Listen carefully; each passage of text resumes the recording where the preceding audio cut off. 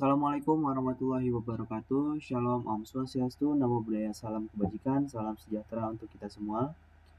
Pada kesempatan kali ini, izinkan saya untuk mempresentasikan hasil dari diskusi kami tentang risk assessment.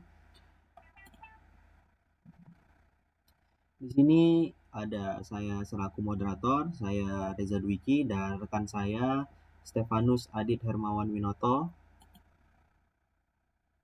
Di sini saya akan berbicara tentang profil company-nya terlebih dahulu.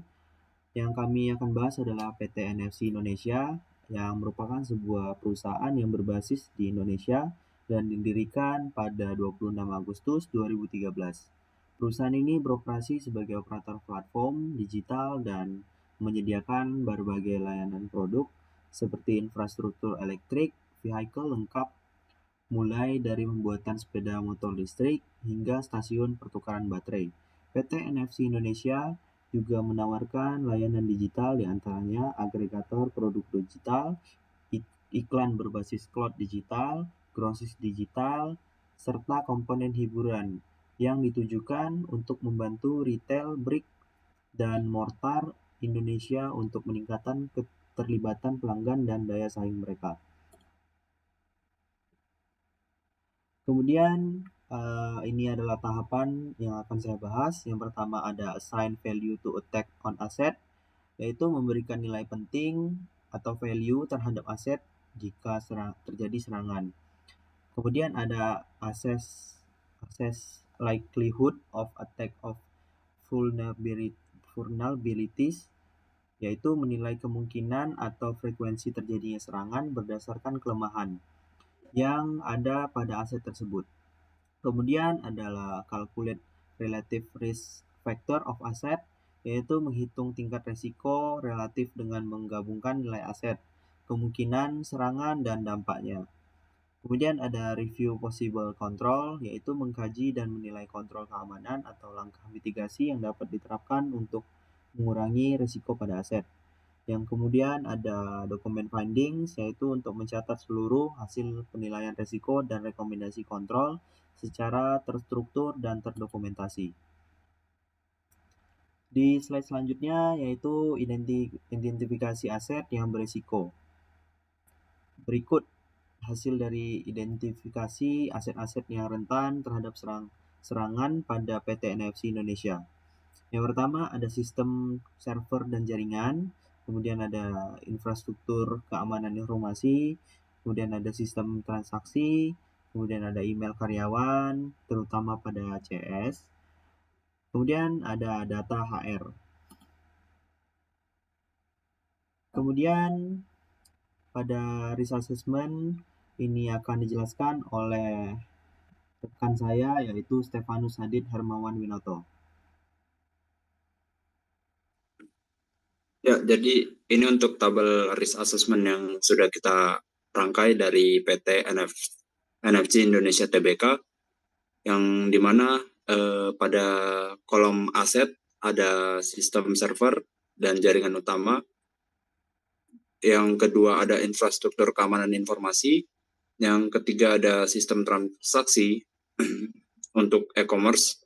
Dan yang keempat ada email akun karyawan. Dan yang kelima ada data HR. Lalu di kolom kedua itu impact-nya. Nah, jadi di sini penyusunan impact-nya ya kan. Bisa di skip aja nggak apa-apa. Ya, untuk penilaian aset ini ya, untuk di penilaian aset ini ada aset impact. Ini di mana penilaian ini kita berdasarkan survei report laporan tahunan punya PT NFC Indonesia Tbk. Selanjutnya.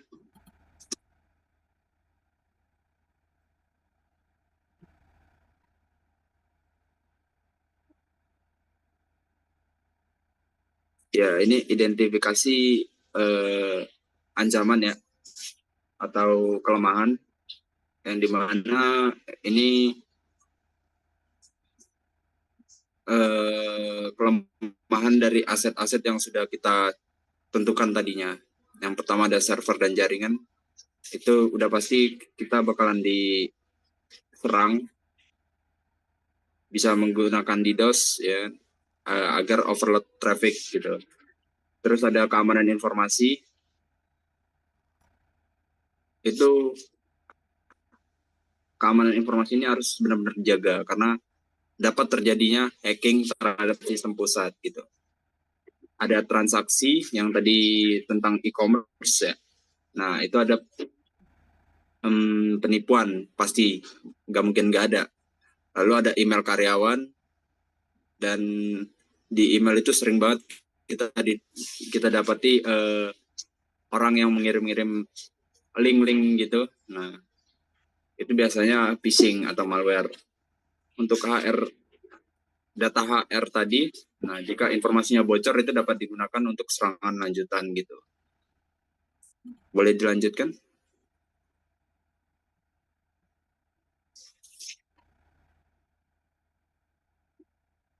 Nah, ini skala likelihood, mungkin teman-teman udah tahu ya. Tapi saya akan jelaskan secara singkat aja. Likelihood ini seberapa sering kejadian terhadap kerentanan itu sendiri gitu. Dari tingkat 0,1 itu yang hampir tidak mungkin terjadi, hingga 1 yang sangat pasti dan sering terjadi gitu. Bahkan lebih dari sekali dalam setahun. Bisa dilanjut, Blik? Oke, di sini ada rumusnya, risk rating factor, yang dimana rumusnya ini, rumus yang pertama, ini rumus yang panjangnya, itu asset value dikali likelihood dikurang asset value dikali likelihood dikali mitigation plus asset value x likelihood dikali exposure gitu. Ini lumayan panjang untuk intinya.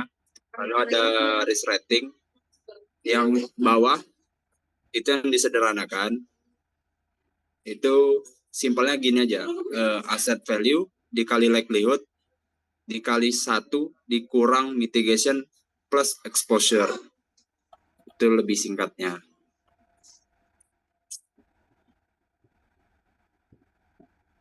Nah, mungkin teman-teman kurang mengerti ya penjelasan yang tadi untuk rumusnya.